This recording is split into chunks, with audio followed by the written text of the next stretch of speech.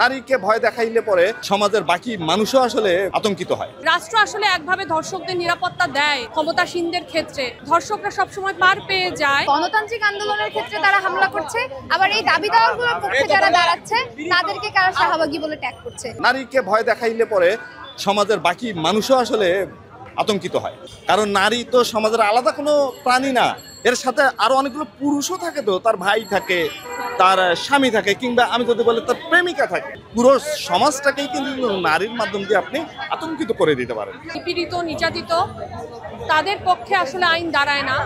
যারা আসলে ক্ষমতাবান অর্থবান তাদের জন্য আসলে আইন সুরক্ষা দেয়। ক্যান্টনমেন্টে তনুর হত্যা হয়েছে, ধর্ষিত হয়েছে তনুর হত্যার বিচার হয়নি। ফলে আমরা বলতে পারি রাষ্ট্র আসলে একভাবে ধর্ষকদের নিরাপত্তা দেয় ক্ষমতাসীনদের ক্ষেত্রে, ধর্ষকরা সবসময় পার পেয়ে যায়। সেটার কারণে কিন্তু এই ঘটনাগুলো বাড়ছে এবং রাষ্ট্র কিন্তু সেই দায় অনুভব করছে না। আমি বলতে চাই সরকারের সমস্ত সুযোগ সুবিধা নিয়ে একটি দল গঠন হয়, নাগরিক পার্টি, এবং আমরা সেখানেও দেখবো যে নারীদেরকে এখানকে সরিয়ে দেওয়ার জন্য এই ধরনের নারী নিয়ে যে চটকদার আলাপ আলোচনাগুলো হয়, যে বক্তব্যগুলো হয়, সেটা কিন্তু তারা করেছে।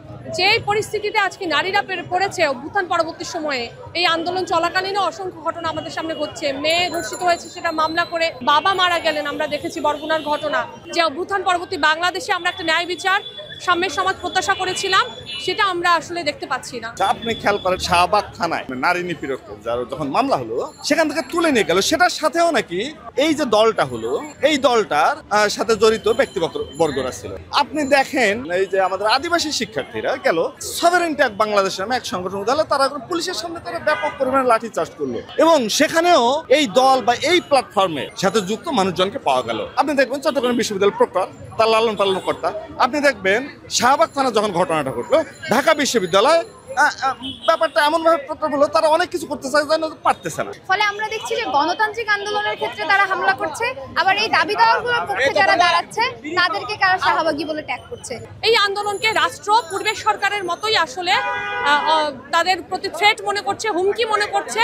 ফলে আওয়ামী লীগ আমাদেরকে একইভাবে ট্যাগ করেছে, এখনকার যে প্রশাসন তারাও আমাদেরকে একইভাবে ট্যাগ করছে। ফলে জননিরাপত্তাটা স্বরাষ্ট্র মন্ত্রণালয়ের বিষয়, স্বরাষ্ট্রমন্ত্রীর বিষয়, একেবারে রাষ্ট্রের বিষয়। এটা অন্য কেউ দিতে পারে না। অন্যান্য সরকারের যে ধরনের স্বরাষ্ট্র মন্ত্রণালয় চলে, অভ্যুত্থানে সরকারের স্বরাষ্ট্র মন্ত্রণালয় এটা হতে পারে না। কিন্তু অভ্যুত্থানে সরকারের স্বরাষ্ট্র মন্ত্রণালয় একই পদক্ষেপগুলো নিয়েছে, একই অবস্থান নিয়েছে।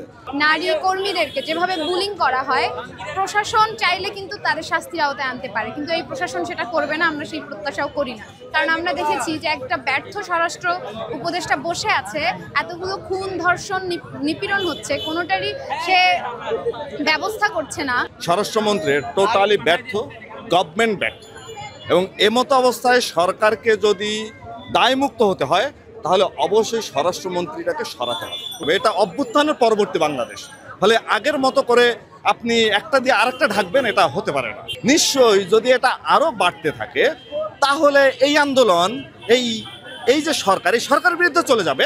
সরকারের যেন এর মুখোমুখি না হতে চায়, অতএব তাকে এখনই পদক্ষেপগুলো নিতে হবে। ফলে এই যে 7 দিনের কথা তারা বলেছে, সরকারকে, আইন উপদেষ্টাকে এই কাজটা করে প্রমাণ করতে হবে যে তিনি অভ্যুত্থানের পক্ষে থাকতে চান।